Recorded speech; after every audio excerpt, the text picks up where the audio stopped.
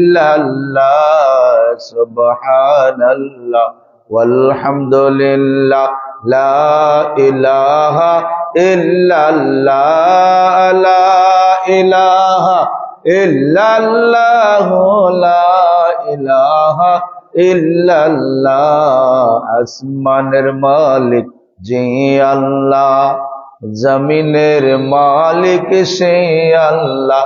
আরে নাই কোন মাবুদ আল্লাহ ছাড়া, নাই কোন মাবুদ আল্লাহ ছাড়া। লা ইলাহা ইল্লাল্লাহ সুবহানাল্লাহ ওয়ালহামদুলিল্লাহ লা ইলাহা ইল্লাল্লাহ লা ইলাহা ইল্লাল্লাহ লা ইলাহা ইল্লাল্লাহ। আওরে আশিক দলে দলে আল্লাহর ঘর মসজিদেতে, আওরে আশিক দলে দলে আল্লাহর ঘর মসজিদেতে। আরে রহমত পাবে বরকত পাবে, রহমত পাবে বরকত পাবে, আহারও পাবে মাগফিরাত। সুবহানাল্লাহ ওয়ালহামদুলিল্লাহ লা ইলাহা ইল্লাল্লাহ লা ইলাহা ইল্লাল্লাহ লা ইলাহা সুবহানাল্লাহ ওয়ালহামদুলিল্লাহ লা ইলাহা।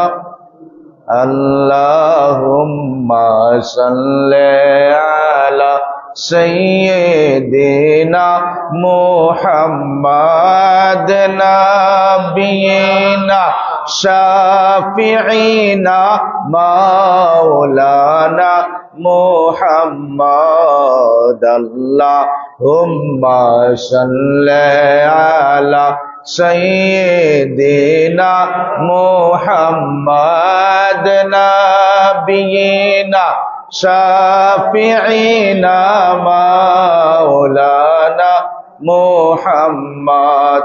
ওগো আমার প্রাণের নবী, দেখা দিন না নূরের ছবি। ওগো আমার দয়াল নবী, দেখা দিন না নূরের ছবি। হায়রে দেখতে আপনার নূরের ছবি, দেখতে আপনার নূরের ছবি, আশিক জনে দিওয়ানা। আল্লাহুম্মা সাল্লি আলা মুহাম্মাদ নাবিয়িনা মাওলানা লা ইলাহা ইল্লাল্লাহ মুহাম্মাদুর রাসূলুল্লাহ সাল্লাল্লাহু আলাইহি ওয়াসাল্লাম ওয়া কুররাতু আইনি বিকা ইয়া রাসূলুল্লাহ সাল্লাল্লাহু আলাইহি ওয়াসাল্লাম। আল্লাহু আকবার, আল্লাহু আকবার, লা ইলাহা ইল্লাল্লাহ ওয়াল্লাহু আকবার, আল্লাহু আকবার ওয়ালিল্লাহিল হামদ। সবাই বলেন না আল্লাহু আকবার, আল্লাহু আকবার, লা ইলাহা ইল্লাল্লাহ ওয়াল্লাহু আকবার, আল্লাহু আকবার ওয়ালিল্লাহিল হামদ। আল্লাহু আকবার, আল্লাহু আকবার, লা ইলাহা ইল্লাল্লাহ ওয়াল্লাহু আকবার, আল্লাহু আকবার ওয়ালিল্লাহিল হামদ। আলহামদুলিল্লাহ ওয়াসসালাতু ওয়াসসালামু আলা রাসূলিল কারীম ওয়া মাহবুবিহিল কারীম ওয়া মাশাকিহিল আযীম, আম্মা বাদ। দয়াময় আল্লাহ সুবহানাহু ওয়া তাআলার অসংখ্য গণিত শুকরিয়া আদায় করছি যে রব্বে কারীম আমাদেরকে আল্লাহর ঘর মসজিদে আসার এবং বসার তৌফিক দান করেছেন, এজন্য বলি আলহামদুলিল্লাহ। সালাতু সালাম রাহমাতাল লিল আলামিন প্রাণাদিক নবীর দরবারে আজম শরীফে আল্লাহ পাক যেন আমাদের পক্ষ থেকে নাম ধরে ধরে কবুল আর মঞ্জুর করে নেন, আমরা বলি আল্লাহুম্মা আমিন। আমরা স্মরণ করছি মহামহিম পুত পবিত্র আহলে নূর আহলে বাইত রাসূল আলাইহিমুস সালাম গণদেরকে স্মরণ করছি খোলাফায়ে রাশিদিন, মাকবুল সাহাবা کرام, আইম্মাতে দ্বীন, জামে আউলিয়া کرامদেরকে আল্লাহ পাক যেন সেই সমস্ত মহান হাস্তিদের উসিলায় আমাদের আজকে ঈদুল ফিতরের জামাতকে কবুল করেন, মঞ্জুর করেন, বলি আল্লাহুম্মা আমিন। আল্লাহ পাক যেন আমাদের ঘুমন্ত মুসলিম জাতিকে জাগ্রত করে দেয়, আমরা বলি আল্লাহুম্মা আমিন। কারণ মুসলমানরা এখন ঘুমিয়ে আছে, মুসলমানের ইমান আকীদা ইসলামের মাঝে বরবাদি হয়ে গেছে, ঠিক না? মুসলমান আল্লাহ এবং রাসূলের দিক ছেড়ে মুসলমান তাগুতের দিকে চলে গেছে। যেই দিকে অশান্তি, যেই দিকে আপনার গজব, যেদিকে গায়রুল মাগদুবি আলাইহিম ওয়ালাদ-দাল্লিন, যেদিকে দাল্লিন রয়েছে, গজব রয়েছে, আনআমতা আলাইহিম নাই, যেদিকে রহমত নাই, বরকত নাই, মুসলমান অধিকাংশরা এখন আর এদিকে নাই, ঠিক না বেঠিক? কাজেই পবিত্র ঈদুল ফিতর আল্লাহর নবী রাহমাতাল লিল আলামিন ইরশাদ করেছেন, যারা 30টি রোজা 1 মাস রোজা রেখেছে, যখন তারা ঈদুল ফিতরের সালাত, ওয়াজিবুস সালাত 2 রাকাত আদায় করে তারপরে আল্লাহর কাছে কায়মানুবাক্যে দোয়া করে, রাব্বে কারীমের হাবিব রাহমাতাল লিল আলামিন প্রাণাধিক প্রিয় নবী ইরশাদ করতেছেন, যেভাবে একটা সন্তান মায়ের গর্ভ থেকে সদ্য ভূমিষ্ঠ হলে যেরকম নিরপরাধ হয়ে যায়, নিষ্পাপ হয়ে যায়, আল্লাহ পাক আল্লাহর গোলামদেরকে প্রাণাধিক প্রিয় নবীর খাতিরে উসিলায় এমনি ভাবে নিষ্পাপ করে দেন। জোরে জোরে বলেন সুবহানাল্লাহ। আমার প্রিয় ইমানি ভাইরা, পর্দার অন্তরালে মা ও বোনেরা, আমরা যারা পবিত্র রোজা আদায় করেছি, আল্লাহ এবং রাসূলের বিধানকে মান্য করেছি, আজকে তাদের জন্য খুশির দিন, ঠিক না বেটি? কিন্তু যারা দিনের বেলা খেয়েছে, যারা সিয়াম সাধনার সাথে ভালো ব্যবহার করে নাই, তাদের কোন হাসর হবে, কি অবস্থা হবে তাদের, একটু চিন্তা করে দেখেন। এজন্য আল্লাহ বলছেন, ইন্না বাতশা রাব্বিকা লাশাদীদ। আমার গোলামেরা, আমার বান্দারা, তোমরা শোনো, আমি রাব্বে কারীম তোমাদেরকে ফুরসত দিলাম, তোমাদেরকে ছাড় দিলাম, কিন্তু যদি আমি তোমাদেরকে পাকড়াও করি, তাহলে আমি রাব্বে কারীমের পাকড়াও থেকে, আমার ধরা থেকে তোমরা কোনো অবস্থায় ছাড় পাবে না। বলেন সুবহানাল্লাহ। আমরা কি ছাড় পাবো যদি আল্লাহ আমাদেরকে পাকড়াও করে? কি বলেন, পাবো? আরে পাবো না তো। যদি আল্লাহ ক্ষমা না করে, দয়া করে, তাহলে ক্ষমা পাওয়ার কোনো উপায় নাই। বুখারী শরীফের হাদিস, সাহাবা کرام বলেন, ইয়া রাসূলুল্লাহ, ইয়া হাবিবাল্লাহ, আমরা যেহেতু আমল করি, এত নামাজ পড়ি, এত রোজা রাখি, ইয়া রাসূলুল্লাহ, আমরা জিহাদ করি, জিহাদের ময়দানে আমাদের তাজা রক্তগুলি জমিনের মাঝে ঢেলে দেই, সুবহানাল্লাহ। ইয়া রাসূলুল্লাহ, শত্রুর মোকাবেলা নয় গো, যারা আমাদের আপনজন, যারা আমাদের বন্ধু বান্ধব, তাদের মোকাবেলা আমরা তরবারি তুলি। ইয়া রাসূলুল্লাহ, হকের পথে হক প্রতিষ্ঠা করার জন্য জীবন প্রাণ আমরা লড়াই করি। ওগো আল্লাহর নবী, আমরা যে এত এত আমল করি, ওই আমলের উপরে কি আমরা নির্ভর করব নাজাতের? আল্লাহর নবী বলছেন, লা, না, ওই আমলের উপরে, জিহাদের উপরে তোমাদের নাজাত নির্ভর করে না। তাহলে ইয়া রাসূলুল্লাহ, আপনি যে এত নামাজ পড়েন উম্মতের জন্য, এটার উপরও আমি নির্ভর করি না। ইয়া রাসূলুল্লাহ, ইয়া হাবিবাল্লাহ, তাহলে আপনি নির্ভর করেন কি? ইন্নাল্লাহা গাফুরুর রহিম, ইন্নাল্লাহা হুয়ার রহমানুর রহিম। আল্লাহর নবী রাহমাতাল লিল আলামিন ইরশাদ করেছেন, ও সাহাবা کرام, আমি আল্লাহ পাকের দয়ার উপরে নির্ভর করি। বলেন সুবহানাল্লাহ। আমরা আল্লাহর কিসের উপরে নির্ভর করি?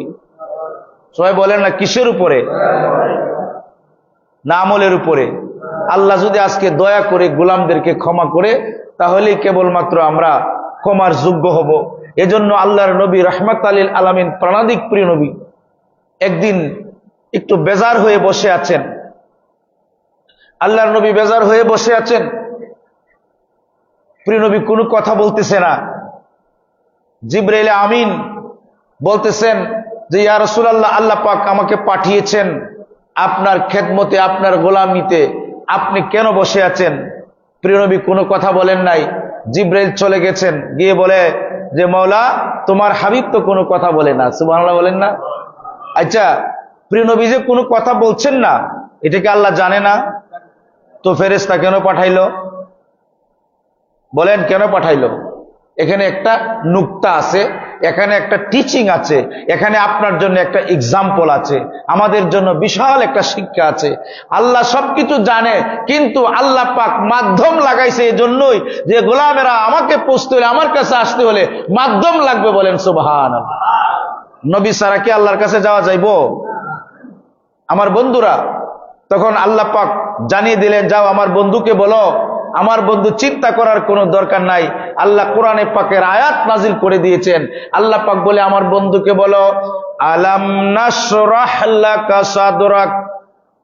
আমার বন্ধুকে বলো, এ আমার হাবিব রাহমাতাল লিল আলামিন, আপনার বক্ষ মুবারককে আমি আল্লাহ পাক উন্মুক্ত করে দিয়েছি, খুলে দিয়েছি। বলেন সুবহানাল্লাহ। এটার অর্থ বুঝেন? এটার অর্থ বুঝলে আমরা অনেক উন্নতি করতে পারতাম। যে আলাম নাশরাহ লাকা সাদরাকা, মুসা আলাইহিস সালাম ফেরাউনের কাছে যাবে, ভয় করে যায় না।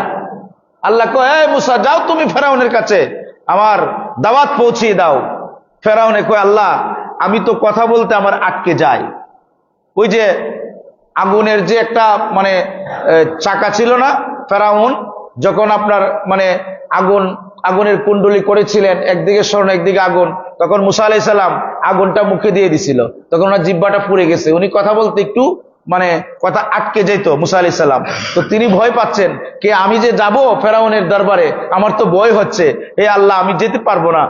তিনি অনুনয় বিনয় করছে। তো আল্লাহ বলছে, তুমি যাও, হ্যাঁ মুসা তুমি যাও, ফেরাউনের কাছে তুমি যাও, গিয়ে আমার কলেমার দাওয়াত দাও। তখন মুসা আলাইহিস সালাম আল্লাহর কাছে বলছে কি জানেন? মুসা আলাইহিস সালাম বলতেছে, আল্লাহ যে আল্লাহুম্মা রাব্বি ইশরাহ লি সাদরি ওয়া ইয়াসসির লি আমরি ওয়াহলুল উকদাতাম মিন লিসানি ইয়াফকাহু কাওলি। আল্লাহুম্মা ইশরাহ লি, হে আল্লাহ তুমি আমার বক্ষকে, আমার বুককে খুলে দাও, জ্ঞানের জন্য প্রশস্ত করে দাও। আল্লাহ যদি জ্ঞানের জন্য প্রশস্ত করে দাও, আমাকে তুমি প্রতিপত্তি দান করো, আমাকে যদি তুমি কুওয়াত দান করো, তাহলে ফেরাউন তো কোন স্যার, পৃথিবীর সবার সাথে আমি মোকাবেলা করতে পারবো, আমি ভয় করবো না। বলেন সুবহানাল্লাহ। আর ওই দিকে আল্লাহর রাব্বে কারীম প্রিয় নবীকে নিজে নিজে বলতেছে, ও বন্ধু আপনি বেজার হচ্ছেন কেন, আপনি বসে আছেন কেন? আল্লাহ পাক নিজে বলতেছে, আলাম নাশরাক, আলাম নাশরাহ, আমি কি খুলে দিছি না? আমি কি আপনার জন্য উন্মুক্ত করে দিছি না? আপনাকে কি আমি সমস্ত রহমত দান করছি না? আপনার জন্য দয়া মাগফিরাত কি আমি আপনাকে বানাই দেই নাই? আলাম নাশরাহ লাকা সাদরাক, আমি কি আপনার বক্ষ মুবারককে উন্মুক্ত করে দিছি না? আপনি আমার কাছে চান নাই, তথাপি আমি আল্লাহ আপনাকে দিয়েছি। বলেন সুবহানাল্লাহ। কথাটা কি বুঝছেন আপনারা? ওয়াজ বুঝার চেষ্টা করবেন। এগুলি কোনো বাজারি ওয়াজ না, এগুলি কোনো আপনার ওই যে 2 লাখ 3 লাখ টাকা দিয়ে বক্তা না, এগুলি না। এটা তাসাউফের ওয়াজ, এটা ইলমের ওয়াজ, এটা জ্ঞানের ওয়াজ, এটা শিক্ষার ওয়াজ, এটা ঈমানের ওয়াজ। বলেন সুবহানাল্লাহ। আপনাকে আমি বলছি, আপনার এই বুকের কত দাম মিয়া। বুকটা কি এমনি এমনি দিছে আল্লাহ? কলবটা মাতেন না দু এমনি দিছে? আরে আল্লাহ নিজে বলছে, বন্ধু আপনি যে বসে আছেন, আলাম আমি কি দিছি না? আমি কি আপনার জন্য করে দেই নাই? কি দিছেন? নাশরাহ লাকা, আপনার বক্ষ মুবারককে আমি খুলে দিছি। এটার অর্থ জানেন? পৃথিবীতে যত জ্ঞান, যত বিজ্ঞান, যত সাহস, পৃথিবীতে যত কিছু রহমত বরকত হতে পারে, যত জ্ঞান বিজ্ঞান হতে পারে, শুরু থেকে শেষ পর্যন্ত আল্লাহ ওই আয়াতে কারিমার মাধ্যমে বুঝাই দিলেন, আপনার বক্ষ মুবারককে উন্মুক্ত করে দিছি, সব দান করছি। বলেন সুবহানাল্লাহ। কারে দান করছে? আল্লাহ রাসূলকে। আলাম নাশরাহ লাকা সাদরাকা ওয়া ওয়াদানা আনকা ওইজরাক। এখানে এই যে এই তাফসীরের মাঝে যখন ওয়াজে তাফসীর করা হবে, তখন আমাদের মতো মৌলানারা এই তাফসীরটা ভুল করে। তারা বলে, আমি কি আপনার পিঠ থেকে গুনাহ জেরে দিছি না, বুঝা জেরে দিছি না? বলেন নাউজুবিল্লাহ। কিন্তু এটার অর্থ হবে, হে রাহমাতাল লিল আলামিন, আমি কি আপনার দুঃখ কষ্ট দূর করে আমি কি আপনাকে আমার নৈকট্য নেই নাই? বলেন না সুবহানাল্লাহ। এটার অর্থ হবে এটা, বন্ধু আপনার থেকে আমি সমস্ত দুঃখ সবকিছু অপসারণ করেছি। বন্ধু আপনি যে চিন্তা করছেন, আল্লাহুম্মা রাব্বি হাবলি উম্মতি, আল্লাহুম্মা রাব্বি হাবলি উম্মতি। আপনি যে দিন রাত্রি উম্মতের জন্য কাঁদেন। মা আয়েশা রাদিয়াল্লাহু তাআলা আনহা ইরশাদ করেন, প্রিয় নবী রাত্রের বেলা কাঁদতে কাঁদতে কাঁদতে কাঁদতে চোখ মোবারক দিয়ে পানি মোবারক, দাড়ি মোবারক বেয়ে বেয়ে মাটিতে পড়ে যায়। মা আয়েশা রাদিয়াল্লাহু তাআলা আনহা ইরশাদ করেন, প্রিয় নবীর চোখ মোবারকের পানি যখন আমার শরীরে রাখতো তখন আমি ঘুম থেকে জাগ্রত হয়ে যেতাম। বলেন সুবহানাল্লাহ। ইয়া আল্লাহু আকবার কাবীরা। কেমন নবীর উম্মত আমরা। তখন মা আয়েশা রাদিয়াল্লাহু তাআলা আনহা ইরশাদ করছেন, প্রিয় নবী এমন ভাবে সালাত আদায় করতেন, তাহাজ্জুদের নামাজ আদায় করতেন উম্মতের জন্য, প্রিয় নবীর কদম মোবারক ফুলে যেত। বলেন সুবহানাল্লাহ। তখন আল্লাহ পাক বলছে, বন্ধু যে ওয়াদানা আনকা উজরাক, অর্থ হইল আপনি যে আপনার উম্মতের জন্য চিন্তা করতেন ওই চিন্তাটা কি আমি আপনা থেকে সরিয়ে দেই নাই? সুবহানাল্লাহ বলেন না। বন্ধু বন্ধুর সাথে প্রেমের আলাপ করতেছে। আলাম নাশরাহ লাকা সাদরাক, আমি কি আপনার বক্ষ মোবারক উন্মুক্ত করে দিছি না? উন্মুক্ত অর্থ বুঝেন, মানে অন্তর মোবারক। প্রিয় নবীর সব জ্ঞান আল্লাহ পাক প্রিয় নবীকে দান করছে। বলেন সুবহানাল্লাহ। আল্লাহু আকবার, আল্লাহু আকবার, লা ইলাহা ইল্লাল্লাহু, আল্লাহু আকবার, আল্লাহু আকবার, লিল্লাহিল হামদ। আল্লাহু আকবার, আল্লাহ মহান, আল্লাহু আকবার, আল্লাহ মহান। আল্লাহর বরত্বর ঘোষণা করছি, লা ইলাহা ইল্লাল্লাহ, আল্লাহ ছাড়া অন্য কোনো মাবুদ নাই, আল্লাহ ছাড়া অন্য কাউকে আমি মানি না, আল্লাহ ছাড়া আমার জীবনের মালিকানা আর কেউ নাই, আল্লাহ ছাড়া কারো বিধান আমি মানি না, আল্লাহ ছাড়া আমি অন্য মানুষকে অনুসরণ করি না, আল্লাহ ছাড়া আমার জীবনকে আমি কারো কাছে সুপর্দ করে দেই নাই, আল্লাহ ছাড়া আমার জীবনে অন্য কোন জিনিস আমি গ্রহণ করি না। বলেন সুবহানাল্লাহ। আল্লাহু আকবার, সত্যি আল্লাহ বড় মহান, আল্লাহ বড় মহান, আল্লাহু আকবার, আল্লাহ বড়ত্ব, আল্লাহ মহান, ওয়ালিল্লাহিল হামদ। তাই যত প্রশংসা যত ভালোবাসা কেবলমাত্র দয়াময় আল্লাহর জন্য। বলেন না সুবহানাল্লাহ। আল্লাহ বলতেছেন, বন্ধু আপনার বক্ষ মুবারককে প্রশস্ত করে দিছি, আপনি যে উম্মতের জন্য চিন্তা করতেন, আপনি যে আপনার উম্মতের জন্য পেরেশান ছিলেন, ওই পেরেশানি দূর করে দিলাম গো আমার হাবিব, আমি দূর করে দিলাম। আপনি কোনো চিন্তা করবেন না, আপনার সমস্ত উম্মতের দায় দায়িত্ব আমি রাব্বে কারিম নিয়ে নিলাম। বলেন সুবহানাল্লাহ। তো এইভাবে চিন্তা যখন করতেছে তো প্রিয় নবী তারপরে খুশি না। আরে সুবহানাল্লাহ বলেন না। বন্ধু কেন খুশি না? প্রিয় নবী কয়, আমার উম্মত তো শেষ জামানার উম্মত, ইতা গুনাহ করব, অনেক অন্যায় করব, কিন্তু আমাকে ভালোবাসবে, মওলা তোমারে ভালোবাসবো, এদের জন্য কি হবে? বলেন সুবহানাল্লাহ বলেন না। হাই হাই হাই, কেমন প্রিয় নবী। আপনি যদি পবিত্র কোরআনুল কারীম পড়েন ঠিক মতো, ইমানের দৃষ্টিতে যদি তাফসীর পড়েন, আপনি হয়রান হয়ে যাবেন। আপনি আমার জন্য রাহমাতুল লিল আলামিন কি করছে? প্রিয় নবী বলতেছে যে আমার উম্মত তো গুনাহ করবে, আমার উম্মত তো গুনাহ ছাড়া থাকতে পারবে না, তো ওই উম্মতের কি হবে? তখন আল্লাহ পাক বলছেন, বন্ধু এটারও আমি ব্যবস্থা করে দেব। বলেন না সুবহানাল্লাহ। আল্লাহ পাক আয়াতে কারিমা নাজিল করে দিলেন, সুম্মা আওরাসনাল কিতাবাল্লাযীনা ইসতাফাইনা মিন ইবাদিনা ফামিনহুম যালিমুন লিনাফসিহি ওয়া মিনহুম সাদিক। আল্লাহ রাব্বুল আলামিন কোরআনে কারীমের মাঝে নাজিল করে দিলেন আয়াতে কারিমা। আল্লাহ বলেন, বন্ধু আমি আপনার উম্মতদেরকে, যাদেরকে কোরআন দান করেছি, যাদেরকে আপনার আহলে বায়াত দান করেছি, আমি রাব্বে কারীম তাদেরকে তিন ভাবে বিভক্ত করেছি। বলেন না সুবহানাল্লাহ। মুসলমান কয় ভাগে বিভক্ত? তিন ভাবে। আল্লাহ রাব্বুল আলামিন বলতেছেন, বন্ধু এক শ্রেণীর মুসলমান আছে যারা জুলুম করবে নিজের নফসের সাথে। জুলুম বলতে কি? মানুষের প্রতি না, নিজের প্রতি একটা জুলুম আছে। ওই যে যারা মনে করেন রোজা রাখছে না, সামর্থ্য আছে, এরা তার সাথে সে জুলুম করছে। মসজিদও আসতে পারে টাইম মতো, কিন্তু টাইম মতো আসবে না, হুজুর নিউ উঠে আর একটু খুতবানির সময় হয়, এরা জালেম। মানে নিজের প্রতি জুলুম করছে, মানুষের প্রতি না, এরাও জালেম। এরা কি? জালেম। কারণ মসজিদের সাথে এরা জুলুম করছে। মসজিদের হক হইল মুসল্লি। মসজিদের হক কি? সবাই বলেন না, মসজিদের হক কি? তো আপনি ঠিক মতো না আসলে জালেম না? আপনি মসজিদের সাথে জুলুম করলেন না? তো জালেম খালি মানুষের প্রতি মানে অন্যায় করলে জালেম হয় না, আল্লাহর ঘরের প্রতি নির্দয় হইলেও আপনি জালেম। ঠিক না? ঠিক।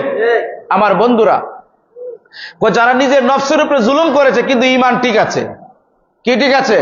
ইমান ঠিক আছে, আমাকে ভালোবাসে, কিন্তু শিরিক মুশরিক করছে না। আল্লাহ পাক রাব্বে কারীম বলতেছে, ও বন্ধু, আপনার সেই উম্মতদেরকে আমি ক্ষমা করে দেব। সুবহানাল্লাহ বলেন না? সুম্মা আওরাসনাল কিতাবাল্লাযিনা ইসতাফাইনা মিন ইবাদিনা ফামিনহুম যালিম, যে যারা জালেম আমি তাদেরকে মাফ করে দেব। বলেন না সুবহানাল্লাহ? ওয়া মিনহুম মুক্তাসিদ। আর দ্বিতীয় ধরনের লোক কারা? কয় যে হো আমার বন্ধু, দ্বিতীয় ধরনের লোক হবে তারা যারা শুধু ফরজ নামাজ আদায় করে কিন্তু অন্যান্য নামাজ আদায় করে না, এত উদাসীন, কিন্তু আপনাকে ভালোবাসে, আমার প্রতি কোনো বেশকম করছে না, আমার প্রতি শিরিক করছে না, আমাকে এক আল্লাহ বলে স্বীকার করছে। বন্ধু, আমি তাদেরকেও মাফ করে দেবো। সুবহানাল্লাহ বলেন না? এটা কোরআন থেকে বলছে, কিচ্ছা কইছি না মিয়া সাহেব। আমি তাদেরকেও মাফ করে দেব। তারপরে বলছে আরেক শ্রেণীর উম্মত কারা? বলে যারা ফরজ নামাজ পড়বে, সুন্নত নফল সপ্তাহ পুঙ্খানুপুঙ্খ আদায় করবে। আল্লাহ বলতেছে, বন্ধু, এদের জন্য কোনো হিসাবই লাগবে না, আমি আপনার খাতিরে তাদেরকে বিনা হিসাবে জান্নাত দান করবো। বলেন সুবহানাল্লাহ।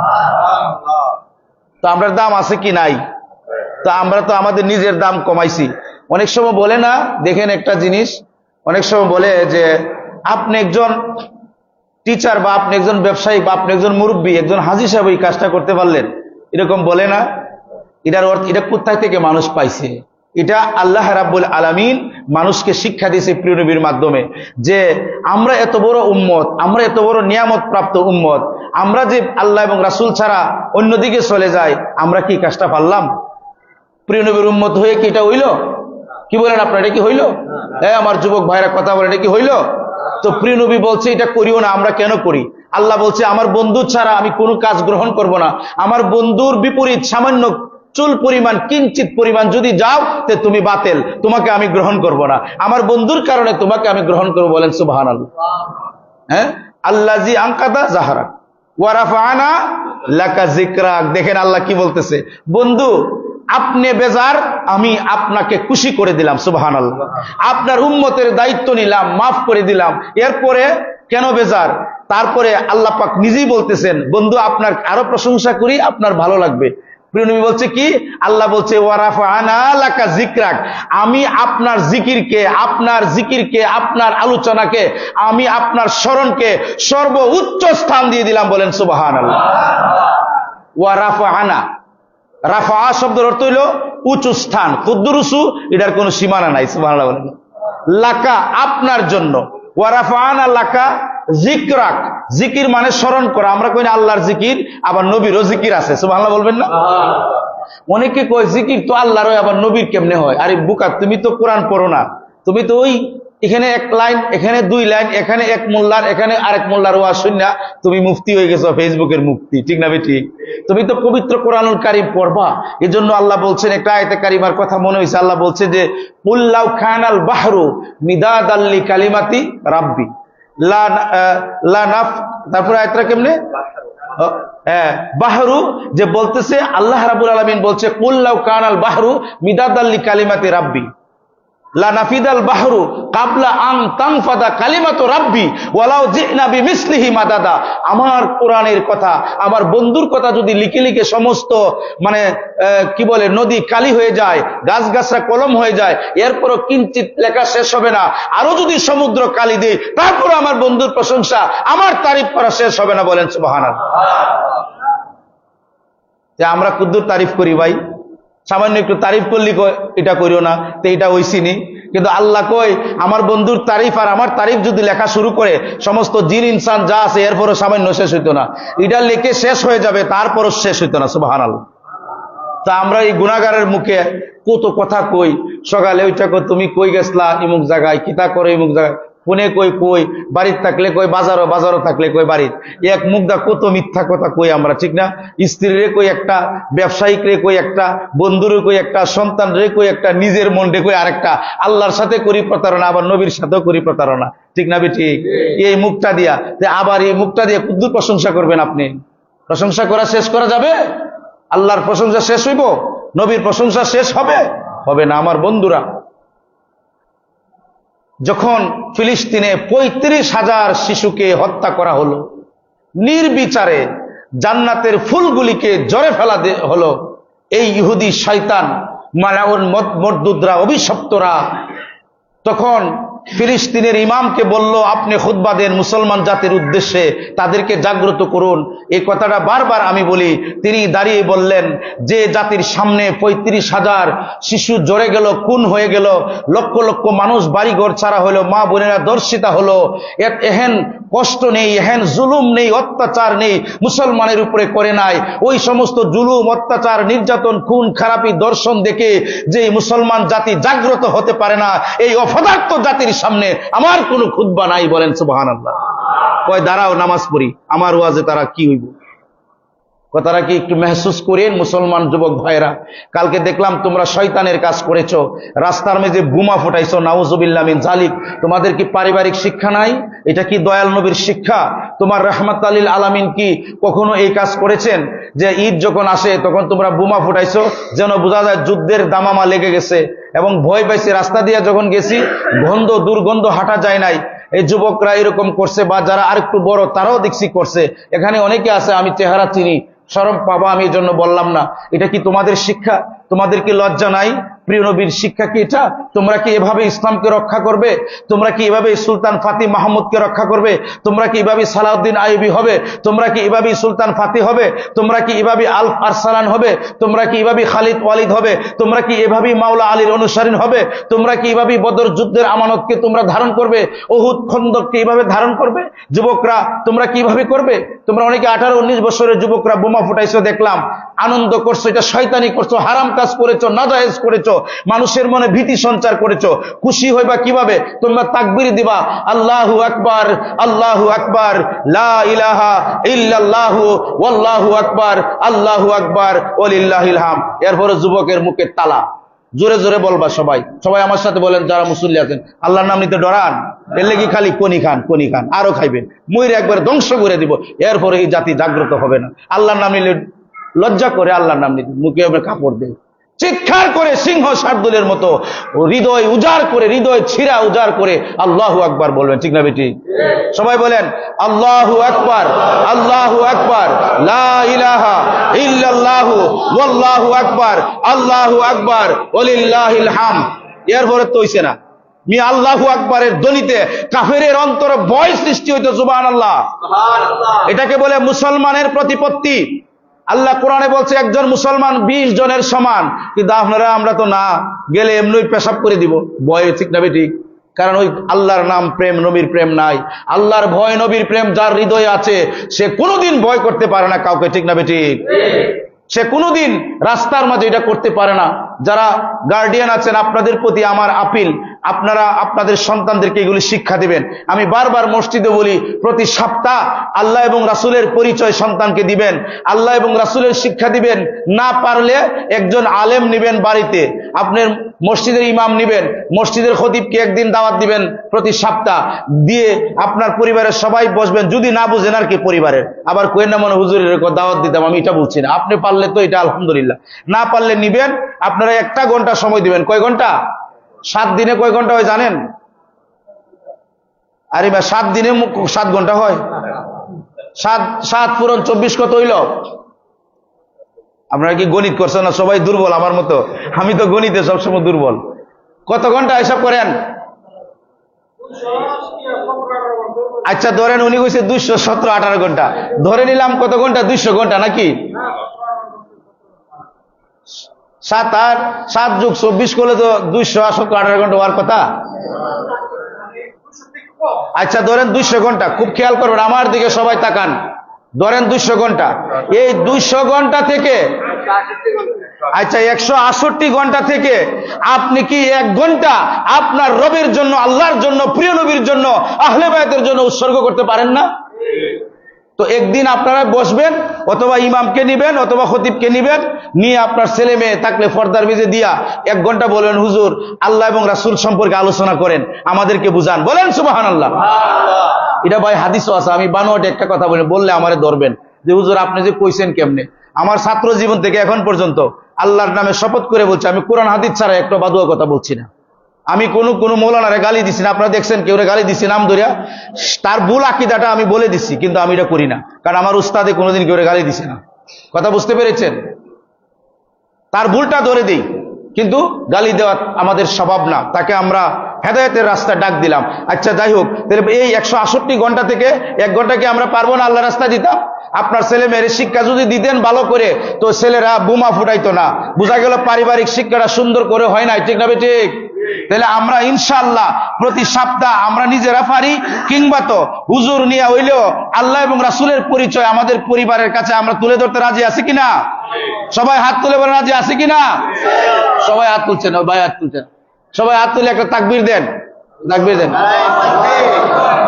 আচ্ছা বইছে না, রাখেন রাখেন রাখেন না, ইদার তাকবীরে শয়তানও যাইতো না, মানে কলিজা কাঁপানো তাকবীর দিতে হবে, যেন কাফের মুশরিকদের অন্তরে ভয় সৃষ্টি হয়ে যায়। বলেন সুবহানাল্লাহ।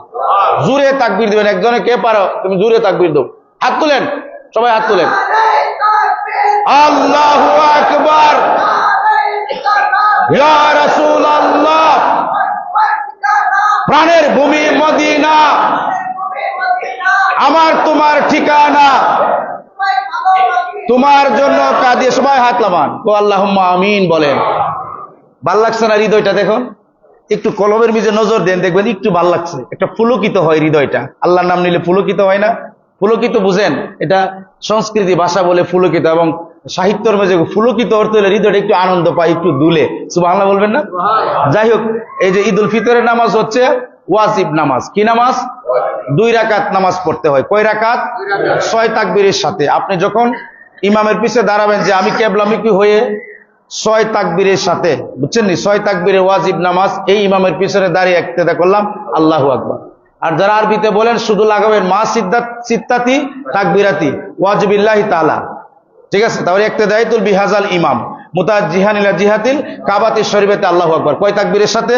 6 তাকবীরে। যখন প্রথমে ইমাম সাহেব আপনি দাঁড়াইলো, ঠিক না? প্র্যাকটিক্যাল দেখেন, কারণ 1 বছর তো ভুলে যায়, ঠিক না? যখন আপনি দাঁড়াইলো, দাঁড়ানোর পরে আপনার তাকবীর দিল প্রথম, নিয়ত করে। কি দিল? নিয়ত করে কইলো আল্লাহু আকবার। কি কইলো?